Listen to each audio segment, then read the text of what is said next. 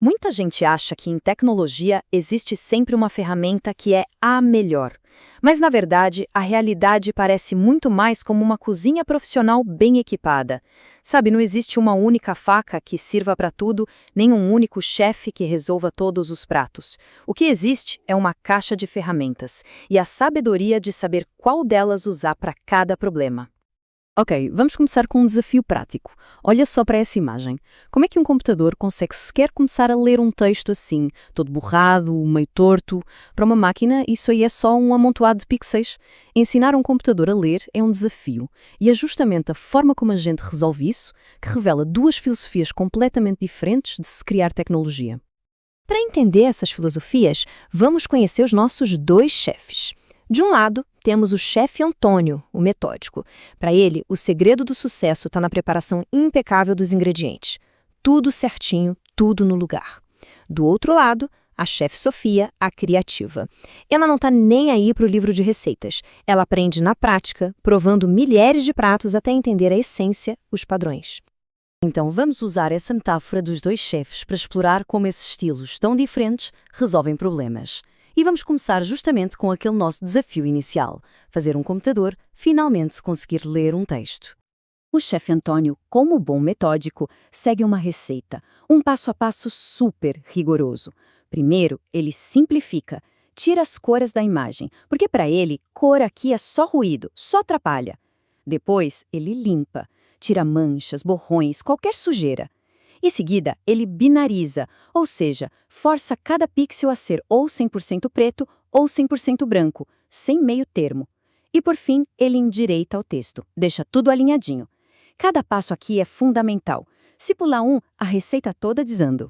Já a chefe Sofia, bom, a abordagem dela é o oposto. Ela não gasta tempo limpando os ingredientes. O método dela é outro. É treinar um sistema fazendo ele provar milhões e milhões de exemplos de textos, dos mais limpinhos aos mais bagunçados.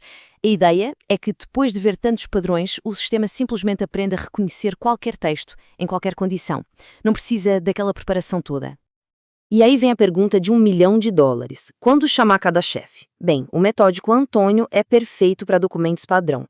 Faturas, contratos, livros, coisas que já têm um formato conhecido. É mais rápido de implementar. Agora, a criativa Sofia, ela brilha nos desafios imprevisíveis. Lê texto numa placa de rua, numa fonte toda estilizada ou até caligrafia. Demora mais para treinar, claro, mas o resultado é incrivelmente adaptável.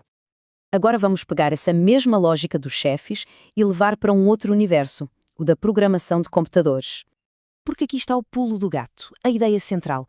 Ser um bom programador, um bom profissional de tecnologia, não tem nada a ver com escolher a ferramenta mais difícil ou mais complexa. Tem a ver com escolher a ferramenta certa para o trabalho certo. É pura estratégia, não exibicionismo técnico.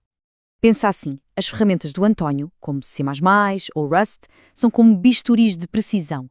Elas dão um controlo absurdo e um desempenho extremo. São ideais para coisas como sistemas operacionais ou motores de jogos.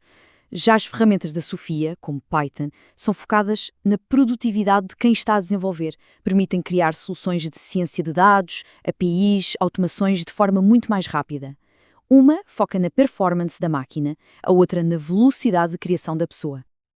Ok, até agora falamos muito de como a tecnologia é construída, mas vamos mudar o foco para uma pergunta talvez ainda mais importante. Para quem ela é construída?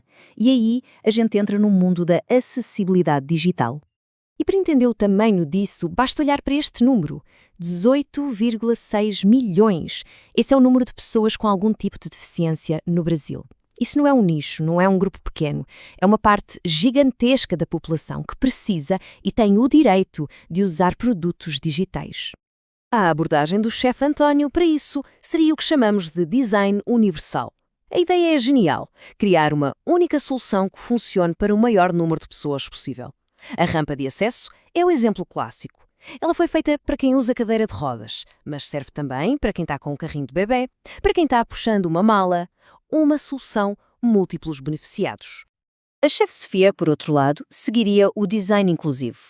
A filosofia aqui é resolver para um e estender para muitos. Em vez de uma solução única, ela cria várias opções que se adaptam. Sabe a opção de aumentar o tamanho da letra num site? Foi pensada para quem tem baixa visão, mas acaba ajudando qualquer pessoa que está com a vista cansada no final do dia. Isso é resolver para um e beneficiar muitos. Agora, vamos mergulhar fundo na cozinha da Chef Sofia, no mundo da inteligência artificial. Porque mesmo aqui, no universo dela, não existe uma solução única. Para cada tipo de ingrediente, ou melhor, de dados, ela precisa usar um cérebro diferente. Vamos começar com os ingredientes mais organizados, os dados estruturados.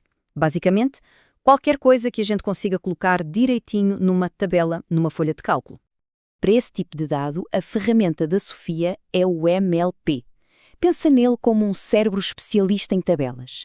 Ele olha para todas aquelas linhas e colunas e começa a encontrar padrões que um ser humano jamais varia. Um uso clássico disso, para ver quais clientes de um serviço de assinatura têm mais chance de cancelar com base no seu histórico de uso. Mas claro, nem tudo na vida cabe numa tabela, né? E quando os nossos dados são, por exemplo, uma imagem, que no fundo é uma grelha de pixels? Para isso, a Sofia saca da gaveta um cérebro diferente, a CNN. Ela funciona como se tivesse uma lupa, analisando a imagem pedacinho por pedacinho para reconhecer formas, texturas, padrões. É a tecnologia que está por trás do reconhecimento facial nos nossos telemóveis, ou que faz o controle de qualidade numa linha de produção, identificando defeitos minúsculos. E por fim, temos os ingredientes onde a ordem é absolutamente tudo. Pensa nas palavras de uma frase. A ordem muda completamente o sentido.